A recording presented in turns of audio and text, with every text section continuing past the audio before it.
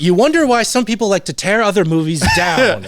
I wonder where this mindset comes from. I mean, we don't have that here. Like a Barbie movie, you could put that straight on streaming. That's fine. Gosh. Oh my gosh.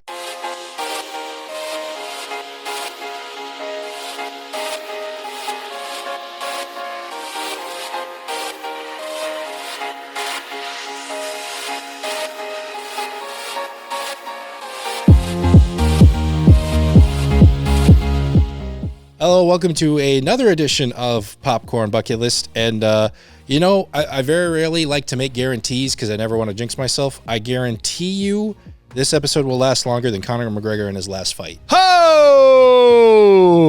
A little over a minute, unfortunately. And just because of circumstance, I don't watch UFC. I know you and I think Carter do a little bit here. I just happened to watch it with our buddy Mitch here, and I was like, all right, first UFC fight, Conor McGregor. This should be a good way to get introduced to it. Yeah. Like a minute, and it was done. I was like, do they all go like this or whatever? He's like, no, this was not how this was supposed to go. They never go like that. Hopefully you guys watched some of the undercard because those were good fights. Mitch did. By the time I got there, I did not, unfortunately. But also, ironically enough, Conor McGregor's birthday on the day we're recording this, so hopefully he's having a good day. You know how old he is? It's like 38. I think he's 38. It's like high 30s. I heard it on the radio this morning. Oh, was that me or was that someone else saying it? Nope. Oh, you're probably listening to the fan. I was. Yeah, that makes sense, actually. Anyways, but let's get into the episode here before we get to a very jam-packed episode here. Just a lot of stuff happening this week here. We do got a few housekeeping items here. We released a new nerd bracket as of today of recording this, so that'll be out by the time this video is out here. A new nerd bracket, this time focusing on Christopher Nolan movies.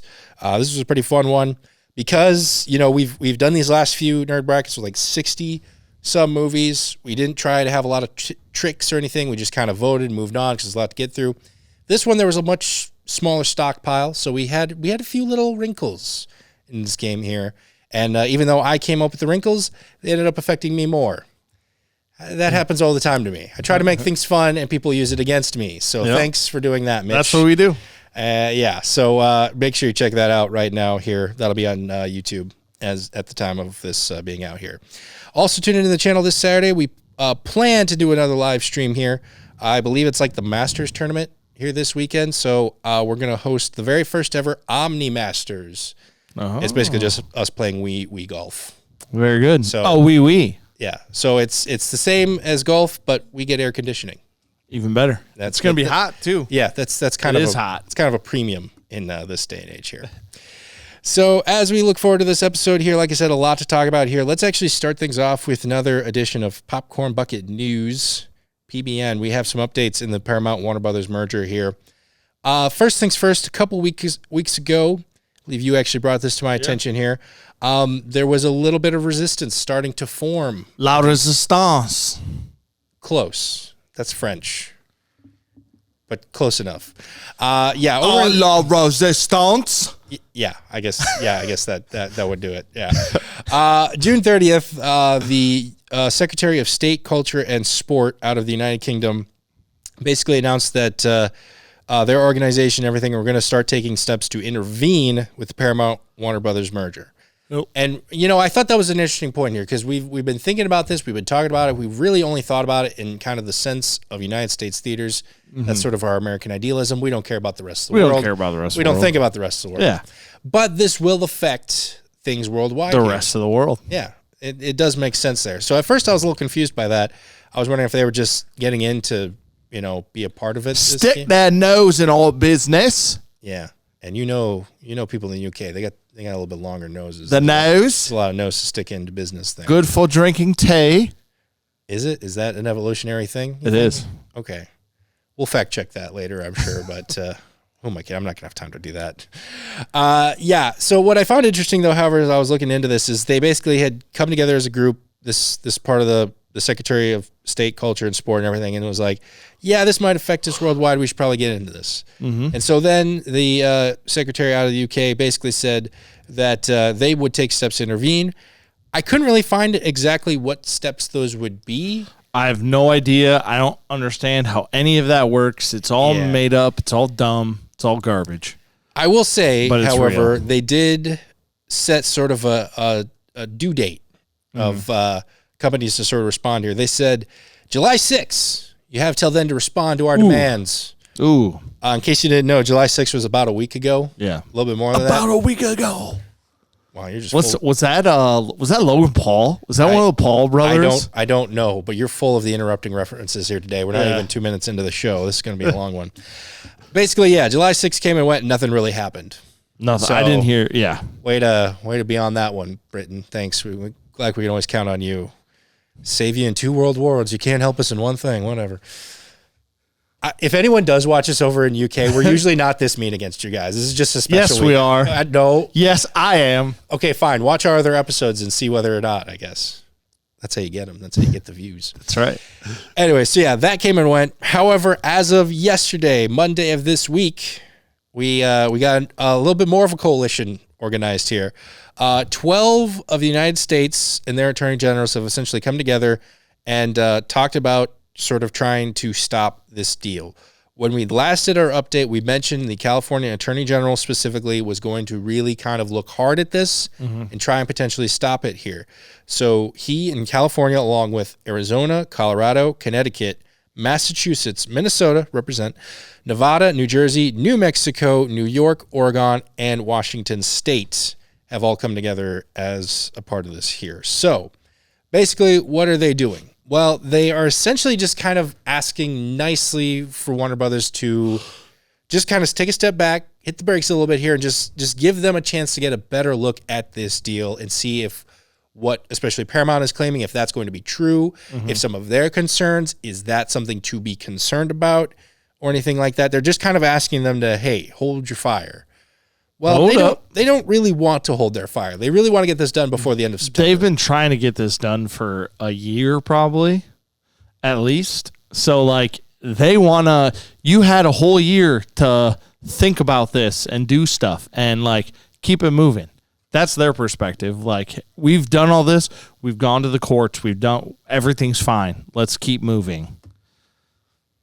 Yeah, so that's kind of where we're standing here right now for that. And another reason why I really don't see them stopping is because as I was reading this more and more here, another detail that was brought up is if this does not essentially get done by the end of September, which I believe is the end of Q3, if you're in the business world here, there is sort of a late penalty here that I believe is added on to Paramount's price tag here, essentially. And I can't remember the exact number exactly here. It's in one of these 10 different articles I have tabbed here in this, whatever. Yeah. I'm not going to look for it, but it was a pretty high number. Yeah. It's nothing to scoff at here. No. So, yeah, I really don't see them playing nice in this case. I don't see their process down here. So it's going to get vicious. Yeah, the thing I'm most curious about here is if either A, these 12 are enough to actually do anything. I don't really know what sort of power they have in this, or I'm also kind of curious to see if other states, join this sort of group. Join the fight? Yeah. I don't know. Because you have, it's primarily East Coast, West Coast, except for us in the kind of the middle of nowhere here. Yeah. Well, that's because a lot of those too have, good film tax credits and good filming stuff. And I would say we do too, but we're also very politically motivated for things in our state. And I think that is a good, North Dakota's not going to get into anything about film and TV. I have to be reminded that North Dakota even exists every once in a while. That's what I was doing right now. Yeah. Remember that. Took you a second to even remember North Dakota as a thing. It did. And I have family that live there. Maybe they should move to South Dakota. Anyways, so yeah, not a lot of details. Again, this story just kind of broke just yesterday here. So maybe by the time this comes out Thursday, maybe more will have happened, in which case we'll talk about that next week here. But decided to give that a little bit of an update here. It seems like the battle lines are being drawn once again. We'll have to see what happens from that. So, well, let's move on to the opening spotlight here. One that I'm very excited for here. One that I've been looking forward to here for a while. This week is Odyssey week. One of the biggest movies of the summer here. Christopher Nolan's latest film to be brought to theaters here. So it's been a minute since we've done a career retrospective, so to speak. And so I thought we could focus on the man himself, Christopher Nolan, and talk a little bit about his career, some of his personal life, and everything in between here. So sounds good. I say we just get into it. Let's dive right into it, like a deep dive. You're just full of the jokes here today, aren't you? Oh boy. All right. So our story begins in London, July 30th, 1970. That is when Christopher Nolan was born. He would eventually become a middle child, had an older brother and a younger brother, and I would argue is one of the only middle childs to finally break the curse of the middle child. Yeah, it's kind of wild, that curse. Also, like, usually the youngest kids are the best athletes on the family. Yeah, I don't think anyone here was really athletic in the Nolan clan. Yeah, I don't. Well, maybe his younger brother might have been. His younger brother? Maybe his older brother. Yeah, I think you're thinking of the older brother. Yeah, you might have been a little athletic. I was wondering if we were going to get into that or not here. Okay, I think we're thinking of the same thing. We're going to put a pin in that. All right. And we're going to talk about that later because I don't want to derail right out of the gate here. But yeah, he is, I think you could arguably say, one of the most famous middle child in the world. Yeah. I agree with here. So yeah, younger brother Jonathan, he would help do a lot of writing for a lot of the scripts of these movies. They would kind of work together here. Older brother Matthew, like I said, we'll get into it later. That's called foreshadowing. But the other thing I kind of found out as I was sort of researching his family a little bit here is his uncle had a lot of fascination in space as well. Nolan does, as Christopher Nolan does as well here, but his uncle apparently helped design some of the guidance systems that were used during the Apollo missions. Mm-hmm. So, that's fun pretty fact cool. There. The other reason why I bring that up is because from a very young age, Christopher Nolan was very interested in sci-fi and would do some of his own little short films dealing with space. And every once in a while, his uncle would have a few clips of rockets going off or in space.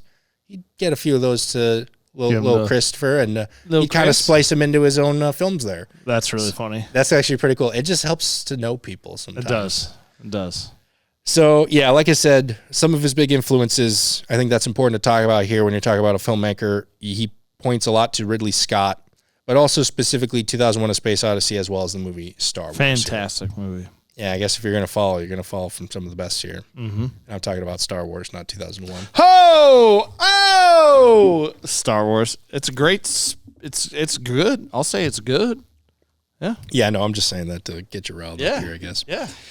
So, yeah, like I said, young age, he was already kind of making his own little films with his friends and everything like that. A huge moment in his filmmaking journey comes when he enrolls into University College London, or UCL, as it's called. Side note, that's a pretty redundant college name. Yeah, it's a silly college name. It's like one of the ones that you'd see on like a Key and Peele sketch. Exactly. Like so-and-so college university town. Yeah. Yeah, college. That'd be like if we call, we're called SMSU here, Southwest Minnesota State University of Southern Minnesota. Like you don't, that's like our full official college name. Like, you already have it in there. You don't need to put it in. You don't need it in there twice. College of London would have worked well. CL. London? I don't know. So yeah, he rolls into to the university there. Does not enroll in a filmmaking major, however. He actually enrolled in the English literature program. Reportedly, this kind of came as a suggestion from his father, who wanted him to still kind of do the filmmaking thing. He wasn't trying to deter him from that, but he wanted him to kind of take different classes to, quote unquote, get different take on things. Mm-hmm. So just kind of an interesting route. Yeah. I mean, it worked out smart, for him. So. Yeah, smart. Because you know what you want to do. And to be honest, you can learn a lot of things without having to go to school. And if you have that drive and that passion. Yeah, I'm agreeing with you on that one there, I suppose. If you have that drive and that passion and you want to learn and you can do it, you don't necessarily need to do it in school. But he did the smart thing and did learn something completely else while still obviously learning how to be a amazing filmmaker. Yeah. But there's another big milestone that Christopher runs into when he goes to university here. Very early on, one source I heard said first week, one source I read said first day, but he would eventually meet his future production partner and wife, Emma Thomas. Mm-hmm. I'd say at this point, her name is just about as recognizable at the end of these credits of Nolan films as Christopher Nolan is. People kind of know she's been a part of this. I don't know if everyone knows that that's his wife, but yeah, they met at university. Like I said, some say like the first week, some say it was like the first day or whatever there. Yeah. So they both really took on the movie sort of clubs and institutions at the university. In fact, they both ran the university's Union Film Society. Ironically enough, Emma also was not necessarily going for filmmaking. She had a degree in history, which I think probably played a part into a few of these Nolan films we're going to talk about here later on. 100%. So yeah, they both graduate in the early 90s, and then they try to get to professional filmmaking right away, but no real success right out of the gate. Yeah. I think this is interesting. We see some of these super popular, I don't know what two words I just tried to combine there. We see these super popular people, whether it be in sports, entertainment, or whatever, we see them at their height, and we just kind of assume, oh, it must have been like that for them always. We don't always know the struggle early on. It was a few years there before they really got anything going. After a few failed attempts, they finally get their first movie off the ground, Following, which came out in 1998.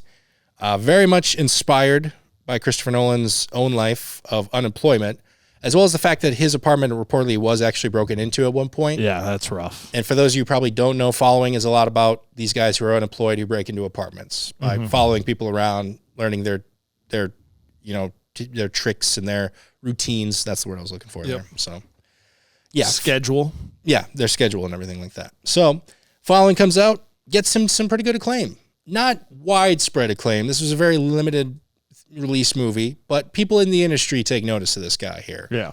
And especially with his follow-up, Memento, comes out. Memento. That's the one that really rockets him onto the map. Does very good financially, especially considering how that didn't have necessarily a wide release and everything like that.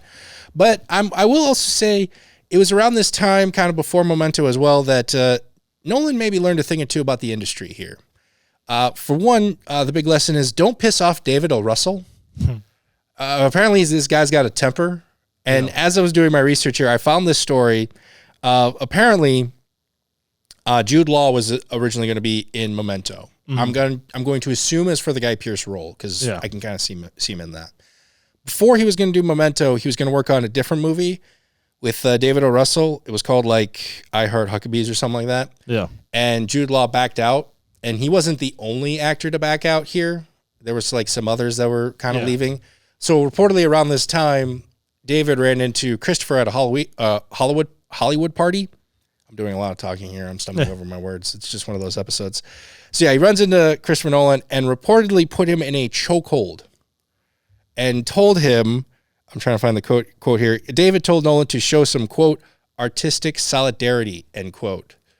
Basically saying like, hey, don't screw me over. Yeah.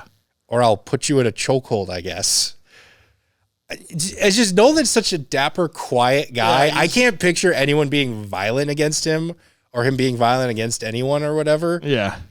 Now, we don't know exactly what was all said, but long story short, reportedly Jude Law signed back onto the other movie within like the next day. So, like I said, you learn a lot of lessons in Hollywood when you're making a big movie. One of those apparently is don't piss off David O. Russell.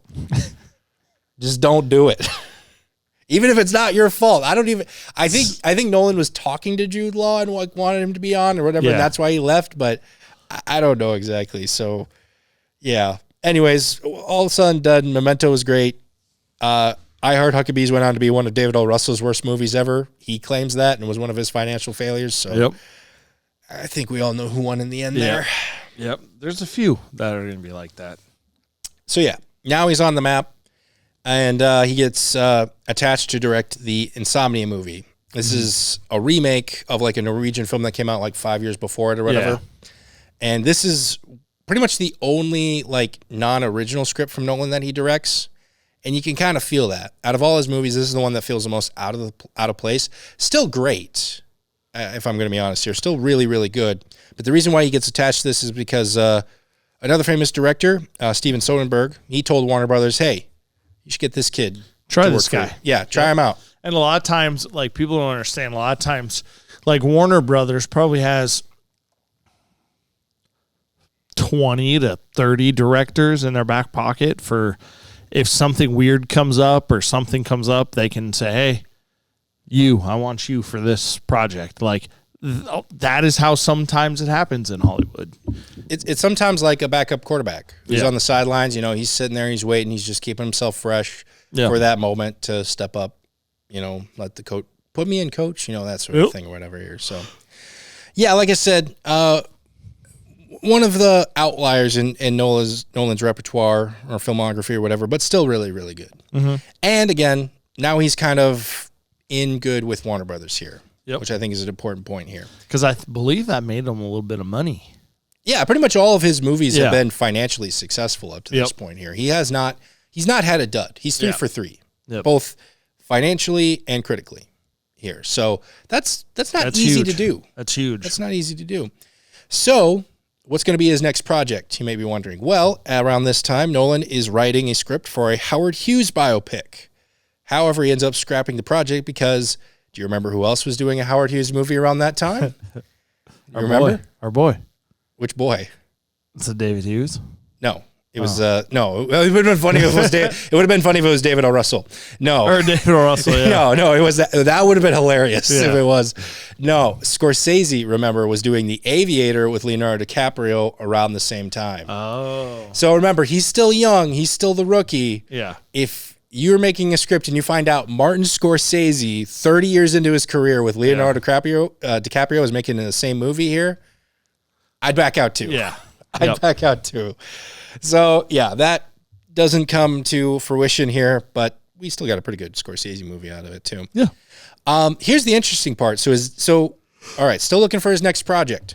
What's it going to be? Well, he was originally going to direct the movie Troy. I think that's pretty ironic to bring up considering his new movie out this weekend here. Yeah. However, a lot of Hollywood politics. One of the producers who also had done some directing, I can't remember, I just lost the name or whatever, but he ended up directing Troy because he wanted to do it. So Nolan kind of got pushed out and everything like that. Yeah. So what does his end up? He's still looking for his next project. Well, he goes to pitch Batman Begins to Warner Brothers. He wants to do a more grounded, realistic version of the Batman origin story. And Warner Brothers, kind of because they felt bad about Nolan not being able to do Troy, because he probably would have been done really good at that. Yeah. They're like, all right, you scratched our back with Insomnia, kind of screwed you over the last one. We'll greenlight it. We'll give you a shot. Good to go. Yeah, do the Batman thing. We need something different for Batman anyway. Because remember the last movie before that was Batman and Robin. And this awesome Batman. To some people it is. Nowadays, 8 years after it in the mid 2000s, not so much really. But so yeah, he goes on to make Batman Begins. At the time, was one of his most financially successful movies. Mm-hmm. Does a lot of good things for Warner Brothers. So obviously they're like, all right, yeah, do whatever you want now here, dude. You've proven yourself here. He gets to do the Prestige. He gets to do Dark Knight. And with that, he gets to really start influencing Hollywood now with The Dark Knight. One thing I think you've brought up quite a few times, one of the first movies to incorporate IMAX technology here. So already kind of making some waves there. Because IMAX wasn't really necessarily just for movies. It was like, oh, let's go shoot the rainforest. Yeah. And it definitely wasn't something you used for a full-fledged movie. For a full movie, no. Yeah. That was unheard of at the time. You do it for one sequence, one battle sequence, or one flying sequence or something. Yeah, exactly.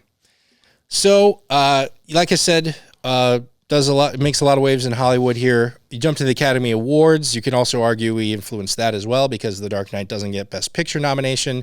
The next year, they increase it from 5 to 10.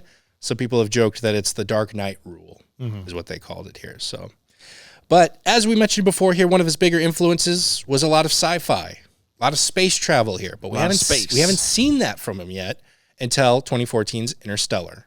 Now he gets to really kind of show off his influences and his love for sci-fi here with this one. And yeah, basically gets to do his own sort of little version of a 2001: A Space Odyssey here, and is also considered to be one of his better ones, I think. I don't know. I guess you could kind of say all of these are kind of considered his better ones. I guess kind of depending where you are. Like I said, he's still undefeated. Mm-hmm. Again, financially, critically, he's hit every checkbox. He's crushed everyone. Yeah. So yeah, let's jump forward here a little bit. It was after 2014's Interstellar, he kind of just stepped into more of a producing role. He produced Man of Steel, Batman v Superman, wasn't directing a lot. Finally, Dunkirk a few years later. Like I said, history. Awesome. Emma Thomas was obviously very another Tom Hardy face-covered movie. Yeah, that was just a trend there for a while. The trend was born. in the darkness. I was trying to figure that out. You think darkness is your ally.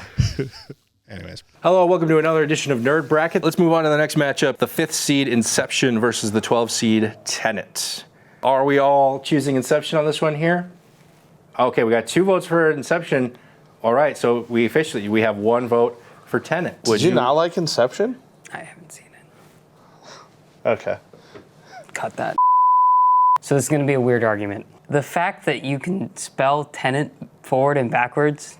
And upside down. Is it really upside down? Oh, no, never mind. You were about blew my mind. I'm like, we all just stared at it, looking at it like, wait, if you flip that T, is that still a T? If you do little T's and the N as the N like this, then when you flip it, it's still the same.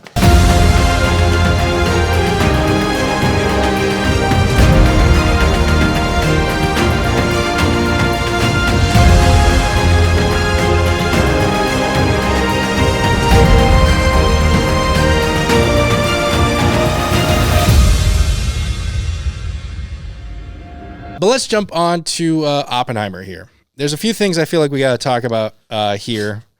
You know what? Let's just jump into the brother thing. I feel like earlier on. Here, because so yeah, this is a very interesting side story here. The reason why I bring this up now is because it was around when Oppenheimer was coming out that this whole story sort of blew up again on the internet for a very weird specific reason that just happened to be a weird, crazy coincidence here. Mm-hmm. So we mentioned his brothers early on. Older brother Matthew, we hadn't really talked much about him. Younger brother, been helping him out a lot with the script writing, all that sort of stuff here. Well, Matthew, how do I condense this while also not saying the words that gets us demonetized on YouTube? He may or may not have hired or been the hired hitman to off a guy in Costa Rica. Yep. It's the easiest way I could say that. Accused. I can see Carter in the booth right there. Yeah, so whether or not he did it, I think there wasn't enough evidence from what I remember here. Again, I very briefly skimmed this story yesterday. Yep. The reason why, you may be wondering, so what does this have to do with Oppenheimer? So during this whole ordeal, he was using an alias over his emails, and I can't remember the full name of the alias, but part of the name had Oppenheimer in it. Huh. It has nothing to do with Oppenheimer, the guy who invented the atomic bomb. Yeah. Also, at the same time, there was a family in South America that were big into the diamond mines and were very rich that also had the name Oppenheimer. So the theory is that he was using that name to get any investigators off the trail and think it was connected to this family when it wasn't. Oh, that's the theory. No one but he really knows. Yeah. So again, this all comes up again during the Oppenheimer premiere because everyone's like, "Hey, remember when your brother was investigated for that thing and he used the name Oppenheimer? Yeah. That was crazy, right?" Yeah. So all this took place in like 2005. So that's when the crime took place. That is when he was at first suspected by the Costa Rican authorities, but at this point he was already back in the States. So they were like asking America, like, "Hey, extradite him to us. We want to investigate in this." And they're like, "There's not a lot of evidence." 4 years later, 2009, he goes bankrupt. That's around the time authorities arrest him. He's put into a Chicago correctional facility. He breaks out of the facility in the most cartoonish way possible. Bed sheets tied together into a rope out the window. Oh my gosh. The thing you only see in loot. This is true, by the way, entirely true. Yeah. He escapes. They quickly recapture him. And eventually a judge is like, "We're going to let you go because we don't think there's enough evidence to actually implicate you in this crime or whatever. So we're not going to extradite you to the Costa Rican authorities." Yeah. However, he still had the breaking out of prison charge, which goes to about a year. But at that point, he'd been in jail for like 14 months. Yeah. So like, you've served your time. Get out of here. Disappears off the face of the earth. Yeah. As of 2023, we have no idea where this guy is or what he's doing. It's so funny. It's a wild story. Don't ask me how I knew about the Chicago thing before. I knew about that before I was even researching this. Don't even ask me how I know about this. That is a long story in general here. That's crazy. But what's ironic is that this would make a awesome Nolan movie that he will never make because there's no way he's going to talk about his brother in this way. Yeah, no way. But that's a great story. A lot of twists and turns. Yeah. Again, was he ever officially implicated in it? No. did he, again, what was his involvement? He was clearly involved in it. It's just kind of one of those, we don't know the level of which he was. But breaking out of a prison Looney Tunes style with the bed sheets tied together, that's something you only see in cartoons. That's and crazy. He did That's it. so wild. Okay, so like I said, all that's happening and Oppenheimer's coming out here. Yeah. So like it was a minor distraction. I don't think it made too many waves or whatever, but yeah, it was a little bit of a big deal there. But the other reason why I want to bring up Oppenheimer here, the reason why I want to talk about Oppenheimer is because this is the first movie since Memento that wasn't distributed by Warner Bros. At this point, he signed with Universal because they had a little disagreement with how Tenet was released. Yeah, I had a disagreement with how it was released too. So I'm glad you brought that up because as I was sitting here thinking about this, and I guess I don't remember as much of how they did it back then, but my question to you here is, I'm going to put you on the spot here a little bit. How would you have done it differently? Let's say you're Warner Brothers. If I'm Warner Brothers, movies should always get a 2-week, at least a 14-day window now before they go to streaming. It used to be you would have, like, before streaming was a thing, movie, the earliest it came out was like, I want to say 60 days or 90 days after it was like the first day from it going to a theater. It was at least 60 or 90 days. And then I remember it got, with streaming and all of that, it got down to like 30 days. And now there's no way. I don't think there's any window. It's just, if it comes, some films, when they come out, they go on streaming and to movie theaters. So so here's so I want to say specifically though about this time period.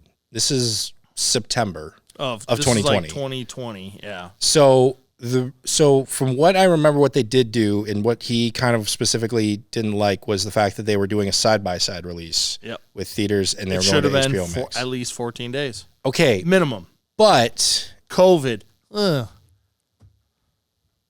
So what I'm trying to say, I'm going to play devil's advocate here a little bit. You have a situation where people are limited to go to the theaters anyway. Mm-hmm. So the people who want to go to the theaters may not be able to see it when they want to see it because it might fill up. And you have this environment where some people simply can't go out because they're sick or won't go out because they're scared of the environment. Yeah. That was going on at that moment, still at that point, which I think was fair. So based on your argument of only going to theaters, so then are you willing to tell all those people who either can't or won't go out, well, now you cannot be a part of this experience at all? Yeah. You got to go buy the streaming service, go buy Max. And you go. But that's what they did. That's what Warner Bros. Was trying to do. They were trying to say, hey, if you feel like you can only be at home right now, you don't have to wait 2 whole weeks for this. Oh, you can do it now. Yeah. Well, if you can be a part of the experience. If you have to stay at home, you stay at home for 2 weeks and then watch it. When the new Avengers movie comes out, if you can't go to the theater to watch it, you have to wait till it comes out.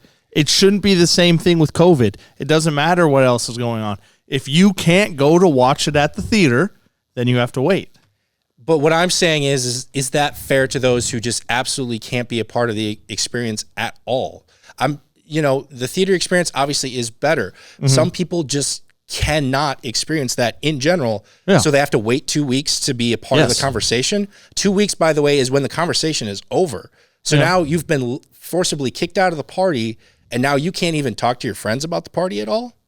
Yeah. That's hard to say it that way. Let's say this is a hypothetical. Let's say you something bad happens to you where you cannot leave the house. You're bedridden here. God forbid. And I'm going to be really mad before Odyssey. But I understand. Okay, but now say it's not just you, but it is thousands and millions of people. Okay, I see where you're going with what I'm trying to say is as much as I agree with Nolan, a lot of his filmmaking techniques, I don't get his anger towards Warner Brothers. This was a totally new environment. Yeah. They were trying their best to get as many people to watch this movie at the same time. Yeah. Because let me tell you a little personal story of mine here. Okay. So when the Avengers came out, the very first Avengers, I didn't have a driver's license. I didn't have a chance to go see it in the theaters. I missed the opening weekend because I had to rely on my parents or whatever to go see it. Yeah. And I don't even think I was caught up on the MCU. I was behind at that point. Yeah. Well, guess what? That weekend after, all my friends watched it. I had to avoid my friends for like 2 days That's rough. before I could even, because all they could do is talk about it. Yeah. I missed the experience entirely. And then finally, I did get to see it like at the end of the summer because it was released to a drive-in theater. By the time I saw it, nobody else was talking about it then.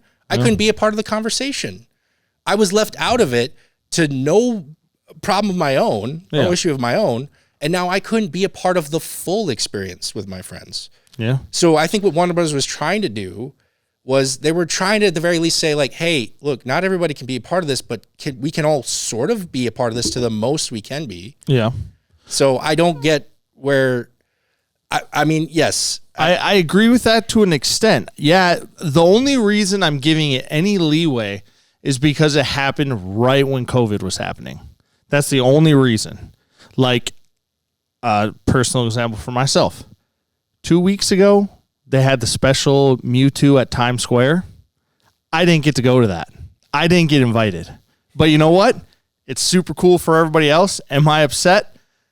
At the time, I was a little upset. But at the same time, even if they said, you know, if you come here and do this, you get it for free, I wouldn't have gone to New York just to do that. Okay, then to make you more happy, then wouldn't it have been better if Pokemon had released it to everyone else and not just limit it to that? No, because then it takes some of the specialness away of it. But you just said you hated the fact that you were left out. But I'm did, saying, let's say but Pokemon then did give it an opportunity for you to be a part of this. I wish they would have given me an opportunity. And then you're still complaining? But then you're still complaining about it? But I understand that it's not for me. I can't do it. I'm not and it was basically for creators, and I'm not a creator. So I didn't get that opportunity. Yeah, it stinks, but sometimes you just got to get over it. I would kill for that Mewtwo, but I just can't. It's not for me. I can't get it. It sucks. It stinks. I just think they were really trying to get everyone as involved as possible here. I agree, and I'm saying it. I'm only giving them leeway because it was right at the beginning of COVID. That's the only reason why I'm giving it a little leeway.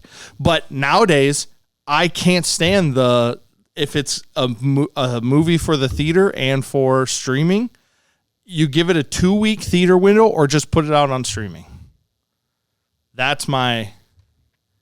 Well, be careful what you say that then, because then they're just going to all start going to streaming then. And neither of us want that. No, and but yeah, I won't say that.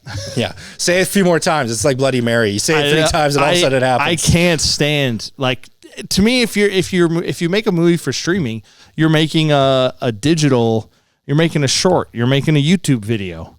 There's no difference between that and an actual film then.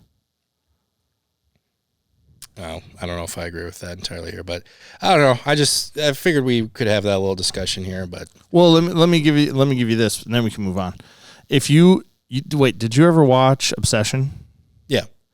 Did you watch it at the movie theater? Yeah. Now, because it was a theater and it was awesome. If he would have just released this on YouTube, it wouldn't be doing maybe a few people would be talking about it, but not nearly to the close it is right now. Because it would just be another YouTube video. Yeah, but they weren't releasing Tenet on YouTube. I'm talking about this example with Obsession. But I'm saying it's not really the same because they were trying to get as many people to watch it as possible. You're not going to...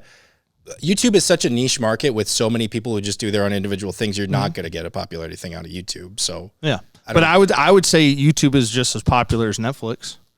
Or I mean, YouTube's way more popular than Netflix.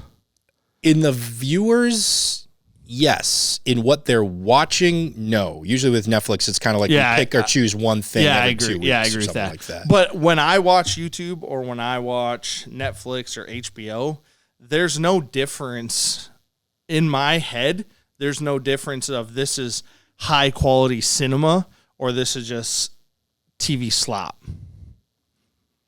It's all, if I'm watching it on there, it's slop. But what if it's getting released to theaters and to, let's say they did release Obsession to theaters and YouTube, then would it be a high quality thing or would it be TV slop? I'd lean more towards product. I'd lean more towards TV slop, but it's about the delivery. I don't really see a difference there as far as what outlet it's being put on. I feel like There have been some it's not super true cinema if it's on a little tiny screen. I'll agree that experience or seeing it won't be the same, but sometimes people just don't. What I'm trying to say is, especially at that time, some people did not have a choice. Mm-hmm. Some people, to no fault of their own, were unable to go out. Mm-hmm. And so now all of a sudden it's like, well, too bad you can't experience one of the latest, biggest new movies now. Sorry. They were really trying, and they were one of the first ones to try. And I feel like they got hit for that for no reason. It's kind of like the Penguins getting knocked off. Like the Penguins, they would always do that thing to make sure the water is safe. They kind of knock each other in there. And if they got eaten by a seal, well, too bad for you. It kind of feels like that's what happened to Warner Brothers there. They were like the first ones to dive in, and they got eaten by a seal. It was like, yeah, we tried to help you guys out by telling you what not to do, and we were all like, yeah, you suck. Yeah, I don't know. It was a weird time. Okay, answer me this. Do you think he could have made Oppenheimer and Odyssey also with Warner Brothers just the same? Could he have made the same movie? Yeah. Yeah, but if Oppenheimer would have went to digital and theaters at the same time, I would have thought less of Oppenheimer.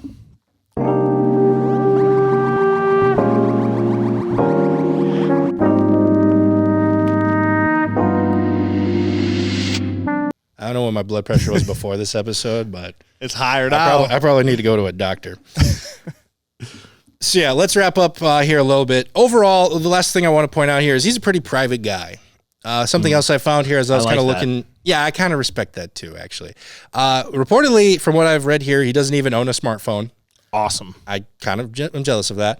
Doesn't even have an email address or anything like that. Even better. Reportedly, how he gets scripts to actors is he gets them hand-delivered to actors. Gets delivered there. It's perfect. It's old school. I kind of respect it. I like that. Less chance of it getting hacked, getting leaked online, anything like that. So many issues. Yeah, and I do feel like we do kind of see that. I feel like when it comes to a lot of Nolan movies here, we don't get a lot of details, and I do wonder if it is kind of like, it's a little tighter knit group here. See, and I'm a little nervous. Well, I mean, we can talk about it when we get to the preview. Well, and in that case, let's just move on to the weekly preview here. Not a lot going on here because, we've got the big dog here, the Odyssey, coming to theaters Friday, July 17th. So let's just continue talking about Nolan here. So, yeah, what were you going to say there? So I'm super excited for this movie. I haven't watched the trailer. I haven't watched anything. Same thing. I want to be. I'm excited for this movie. I think it's going to be awesome. I hope it's going to be awesome. I trust him. He does crazy things, and I like him. However, this is probably the most quote-unquote backlash I've seen. Because now, usually around this time, all you hear is praise and praise and praise. And, oh, this movie's so good. It's so awesome. Oh, you can't wait to see this in theaters. It's going to be, make sure you see it on the big screen. You know, you hear and see all that stuff. And this is the first time that I'm not seeing that. And it's people saying, like, woke and all these other things that I've never heard people use to talk about Christopher Nolan movies before. So, and I'm just curious to, like, you know, I haven't seen it yet. I haven't read reviews, so I don't know. But I'm just not used to seeing the headlines of these kinds of things about Christopher Nolan movies. And I think this is where I was going with the no cell phone, no email. I'm sure he stays away from social media and all of those things. So, like, not saying that he's not aware of, like, our political climate and everything, but, like, I think this might be the first time that it's like, oh, there's actually some stuff under the rug that I've never thought or cared about because I'm just focusing on my movies. But now some of that stuff is coming into the movie, if that makes sense. Yeah, and other people are talking about that. That's never been a thing before. Yeah, I guess I haven't really thought too much of this because I think you've said it before. Everyone's said it before here. Usually it doesn't matter what everyone's saying. It's just whoever's the loudest. Yeah. And I think it's just the few people who are being the loudest here, like we usually see. And we see this all the time with celebrities. Once they kind of hit their peak, there's some group or whatever mindset there is to tear them back down. Oppenheimer, I think, was his peak as far as, the Oscar. It won its most Academy Awards. It was financially successful. It was attached to the Barbenheimer thing, so there was more eyes on it. Yeah, you mean Barbie was attached to Oppenheimer? It's called Barbenheimer. I'm calling Barbenheimer. Just don't. You wonder why some people like to tear other movies down. I wonder where this mindset comes from. I mean, we don't have that here. Like a Barbie movie, you could put that straight on streaming. That's fine. Gosh. Oh my gosh. That's not a. Yeah. Okay. Yeah. Okay. I gave you enough of the joke here. No. Finish your joke. Keep going. Anyways, like I said, no one around here wants to tear movies down. But anyway, I do think that's part of it is. And you know what? Actually, just this, like a few hours before we're recording here, I had just quick caught like the Honest trailer. I don't know if you watch Honest trailers on YouTube. Oh, I've seen them before. You've probably seen or heard a few of them. They posted the Honest trailer for Troy. And one thing that they pointed out is like, okay, if you went in the same mindset as we're going with Odyssey with this one here, like everyone's miscast there too. Yeah. Like even probably more so. Yeah. No one gave a crap back then. So that's another reason why I'm not even... I don't care what everyone says here about this and that and everything. Well, and that's why I never really read movie reviews. I don't care what other people have to say. I want to watch it first. But nobody's ever been saying Christopher Nolan movies are badly cast. Like nobody's ever been saying that in the headlines, So that without even reading it, I'm already getting a wave of stuff. Yeah, I don't know. It's not going to affect. I don't think it's going to affect much either. This movie's going to do good. It's as much as people want to hype about the miscasting. The fact of the matter is, this is a very large cast here. Oh, very large and great cast. Yeah, there's exactly. a lot of awesome people in there. Exactly, and I'm with you. I've genuinely tried to avoid many of the trailers. I've seen maybe the teasers that have come out, the ones that play in the theater before a movie here. Obviously, it's hard to avoid those. Yeah. So the few things I have seen, however, they're not giving away any story details because they know they don't need to. Yeah. We just got to show you a quick shot of muscly Matt Damon. Yep. We just got to show you a quick shot of Tom Holland. He doesn't even have to say a line. Yeah. People are like, hey, that's Spider-Man. Hey, that's Spider-Man. We don't need to. We just need to show you a clip of John Berthal giving a speech, a clip of Robert Pattinson, a clip of Anne Hathaway. Yeah. We don't need to show you anything because you see that cast, you see Nolan's name, and you're like, well, he's done good. He's batted 1,000 at this point. Yeah. What are the odds this would be the one miss? Yeah. I'm super pumped. And the last thing I got to say about this, I saw it from Variety 5 hours ago. AI-generated Odyssey movie adaptation coming from the Dreams of Violets director. And if you remember, Dreams of Violets is a guy that one. He made the full AI movie at the film festival last week. Did that get released at the film festival, or is that coming out next year? No, it was playing at the film festival. Okay, I thought it was like coming out next year. Or something. No, I don't know when it's going to come out to the public, but it played at the festival. Okay. But he said he's making a Odyssey movie now using full AI. Good for him. I won't be seeing that in theaters or streaming. I'm gonna have to watch it. I gotta watch. You gonna watch a bootleg version of it? Probably. That's one of the one few you're okay with the bootleg version of this on my phone. On my phone, I'm gonna watch it. I'm gonna watch it on my iPod. Just that would probably actually crash my iPod, like explode. I guess as far as this movie, this version here, I don't really have any notes. I didn't write anything down here because again, like we know what we're getting into with this one here. Yeah. I know we're both hyped for it. The only not fear that I have is I liked Oppenheimer so much. I'm trying my best not to like hype it up that much because I don't know if you could like for me personally, I don't think he could pull off another Oppenheimer level film. Well, we'll have to wait a few days to find out. See. Believe it or not, there is another movie coming out here this weekend. This one's coming straight to Hulu. It's called They Fight. This one is I have it listed down not rated. So I think sometimes streaming services, they either don't list it or they don't have to list it. Yeah. I don't know. I don't know if you have to, on a streaming service, I don't think you have to list it because usually there's parental controls Yeah. and stuff like that, I feel like. Yeah. So, but it does look gritty. I'll say that. I did read one sort of synopsis here. Well, I guess let's talk a little bit about the movie here. One man who's been sort of kicked to the curb, gone through some tough things in life. He finds a little bit of redemption in training young junior boxers who are also kind of trying to get themselves out of a tough living situation here and everything like that. And one description I kind of saw of it is it's almost like a grittier sort of Karate Kid kind of thing. You got an older gentleman kind of taking a younger fighter under his wing, kind of training him, defeat his bullies, that sort of stuff here. Just kind of more set in a sort of urban, sort of Detroit or Chicago style kind of like environment, I would say here. So I don't know.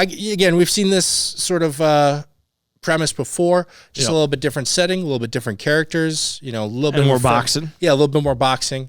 You know, this time with like junior youth, so they got the head protection on and everything, which I feel like we should maybe do just in regular boxing. Yeah, and I think they need to bring back the junior fighting stuff. Get those kids back in shape. I feel like you've been trying to bring it back here for years. We're trying. We're trying. Who's we? Is anyone in your coalition? Me and that group over there. We're working on it. That's not reassuring at all. So yeah, like I said, just a little something else here coming out this weekend. But let's wrap things up like we usually do with some number one recommends. I was listed last week, but I didn't have anything, so I'll go first this week here with a little bit of a comedy here. Ooh. Let's lighten things up here a little bit. Also because, you know, America 250, there's kind of celebrations going on all year. This is also kind of tied into that. It's called Life, Liberty, and the Pursuit of Unhappiness. Oh. This is the Larry David project that I believe he's working on with like the Obamas, or like they're somehow connected to it. But a lot of people from like Curb Your Enthusiasm, Seinfeld are all part of this as well. Basically, it's a bunch of like little shorts in an episode where Larry David is in all of them, but he's either a fictional character in those historical events, or he plays like a person who was a part of these, and just kind of goes through a lot of random historical events. So it's kind of like, what was that show? It was kind of like Drunk History. That's actually what I was going to say. It is very much like Drunk History in that you have a lot of celebrity cameos. Yeah. This isn't as historically accurate though. It's not trying to be, but it is very much his humor. So like so to best describe it, the very opening one is them at the Continental Congress when they're like debating the Declaration of Independence. The joke is that, okay, we know Thomas Jefferson wrote the first draft. In this sketch, there was actually a different guy who wrote the first draft, and it's like Larry David and all of his grievances. Yeah. So instead of like the 27 like acts that they first came up with, he's got like 3 or 4 pages worth of just like random things that like apply today. Yeah. So like one random one is like, and like they're reading, it's like Alan Tudyk and like Daryl Hammond, or not Daryl Hammond, Glenn, I can't remember his name now. There's like some, you recognize people there. Yeah. And they're all like sitting around there like reading something that's like, thou shalt not share an umbrella with someone while it's raining. He's like, if it's raining out, you didn't bring your own umbrella, you get wet. There's no reason for 2 people to get wet. Like, it's that Larry David thing. It's just random stuff throughout history, basically. It just keeps hopping around. So if you like history and you like comedy, like I said, kind of similar to Drunk History, but a little less accurate here. Yeah. Probably one of my favorite ones actually is where he plays Lewis from Lewis and Clark, and Seinfeld plays Clark. This is right before they go on the expedition, but they have to like convince their wives that it's not just a guy's trip, that it's like a legit real the thing. President asked us to do it. He handpicked us personally thing. And they're like, so you're going to be like fishing on this trip? Yeah, we'll be fishing, but it's like for survival. It's not like we're just going out fishing or whatever. Like, so I don't know if you're into that. I think, and it's like 7 episodes. Only 3 have been released so far. So I only got to the 3 so far, but how about you? Do you got anything recommend here this weekend? I don't actually. We're getting caught up on House of the Dragon. Yeah, that's about it. It's awesome. I was gonna say you recommended it last week. I think I'm happy for you that your Game of Thrones is still delivering for you. Yeah. I will probably never experience it, but I'm happy for you. It's good. Yeah, it's good. Well, that's going to do it for us here on this episode of Popcorn Bucket List. If somehow you're not sick and tired of us talking about Nolan here, like we've been spending most of this episode here again, our latest nerd bracket where we determine the best of his filmography in an NCAA style bracket challenge is up on YouTube right now. So check that out. Nerd Bracket Nolan Edition. Also, again, be sure to tune in this Saturday for another live stream where a couple of us host the Omni Masters, as we're calling it. There's no real trophy. There's no real check. It's just bragging rights. We couldn't even get a fake check with a fake number for the budget. That wasn't even part of it. So just for the fun of it, it's basically just us playing Wii Golf for a few hours. Very good. For myself, Ryan, and Carter, we'd like to thank you so much for watching, and we will see you at the movies.